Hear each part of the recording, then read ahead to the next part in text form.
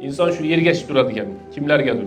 Boyib ketmoqchi bo'lsa, biznesmenlarga ergashadi. Keyin borib so'raydi, internetdan qaraydi, yana bir nimalar qiladi-da, qanday qilib boyib ketsamikin deydi. Keyin yo boyib ketadi, yo boymay o'tiraveradi. Boy odamlarni qanday qilganlar biz hozir boylarimiz ham juda televizorlar, telefonlarga chiqib qoldi-yu, yoshligimda juda qiyinchilik ko'rganman. Keyin o'rtachada manday bo'lganman, oxirida keyin boyib ketganman deydi. Bu hojatxonaga kelsa, hojatxonadan qaytib chiqishini qanday bilmaydigan odam boshqalarga es o'rgatyapti. Xudo pul bergani esida yo'q. Qayerdan unga Alloh taolo berib qo'ydi.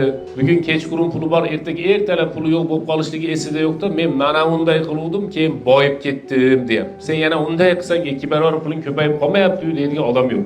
Salomat yashash uchun doktorlarga ergashamiz. Doktor bunday degan ekan, tabobat bunday degan ekan, bunisi bunday degan ekan. Mayli, ular aytganini qilamiz.